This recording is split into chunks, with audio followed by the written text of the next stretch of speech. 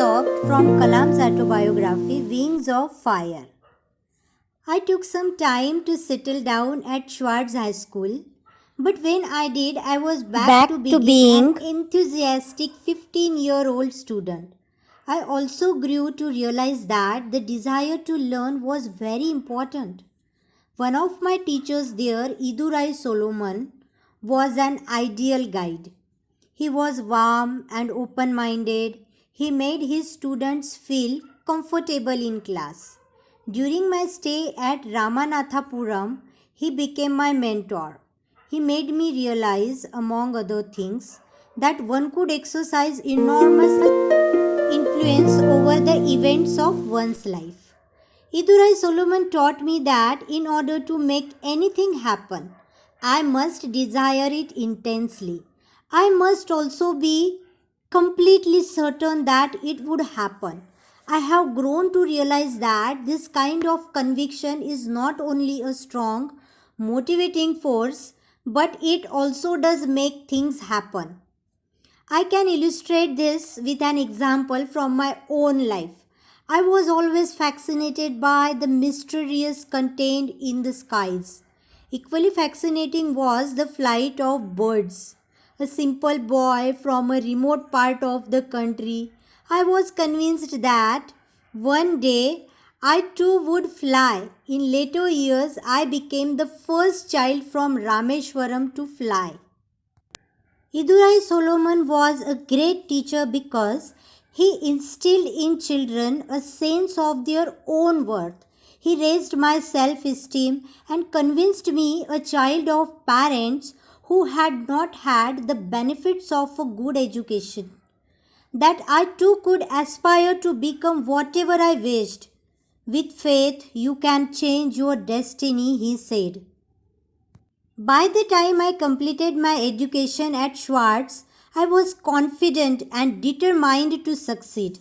The decision to study further was taken without a second thought.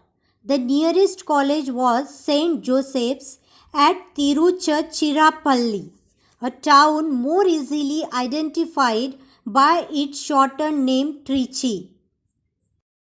In 1950, I arrived at St. Joseph's College to study for the intermediate examination. I was not a bright student in terms of examination grades, but thanks to my friends back in Rameshwaram, I had acquired a practical bent of mind. My good fortune with teachers continued at St. Joseph's College. Rev. Father T.N. Sequeira taught us English and was also our hostel warden. We were about 100 boys living in the three-storied hostel building, and Father Sequeira's energy and patience were amazing. He was very considerate, taking care of the smallest requirements of his students. I stayed on the St. Joseph's campus for 4 years. I had two roommates, one an Orthodox Iyengar Brahmin from Srirangam and the other a Syrian Christian from Kerala. The three of us had a wonderful time together. I vividly remember an incident from those days. We had invited our Catholic rector, Rev. Father Calathil, for lunch one Sunday.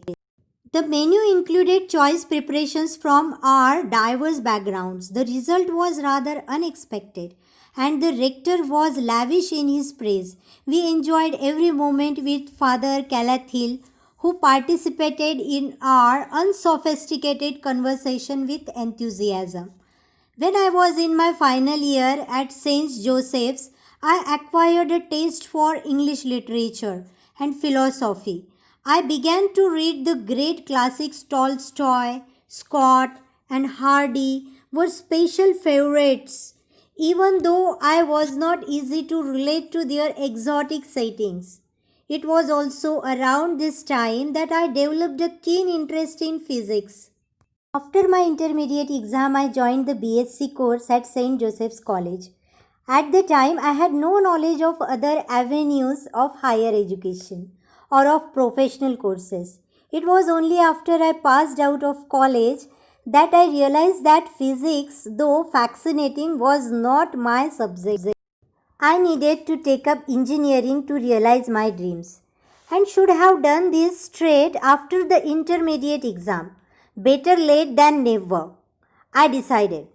I applied for admission at the Madras Institute of Technology, MIT, at that time and even now among the best places for technical education in India. I managed to get on the list of selected candidates. But admission to the prestigious institution was an expensive affair. Around 1,000 rupees were required, a huge amount in those days, and a sum my father could not spare. Zohra mortgaged her gold bangles and chain in order to help me out. I was deeply touched by her determination to see me educated. I promised myself that I would redeem her bangles as soon as possible. With my own earnings, the only way to do that was to study hard and get a scholarship. I went at my studies determined to do well. In the year I spent at MIT, my curiosity was aroused by two decommissioned aircraft which were kept on display to demonstrate the various subsystems of flying machines. I felt a strange attraction towards them and would sit near them long after the other students had gone back to the hostel. I had always admired the human will to fly. After completing my first year, when I had to opt for a specific branch, I almost spontaneously chose aeronautical engineering. My goal was very clear now. I was going to fly aircraft. In the course of my education at MIT, three teachers shaped my thinking. Their instruction formed the foundation on which I later built my professional career. Professor Sponder, K.A.V. Pandalai, and Narsinga Rao were distinct personalities, different in many ways but sharing a common trait, the capacity to feed their students' intellectual hunger with brilliance and untiring zeal. Aeronautics is a fascinating subject. Slowly, an amalgamation of information took place in my mind. I began to understand the differences in structure in the various types of aircraft. My favorite professors, all of them authorities in their different fields, helped me to acquire this composite knowledge.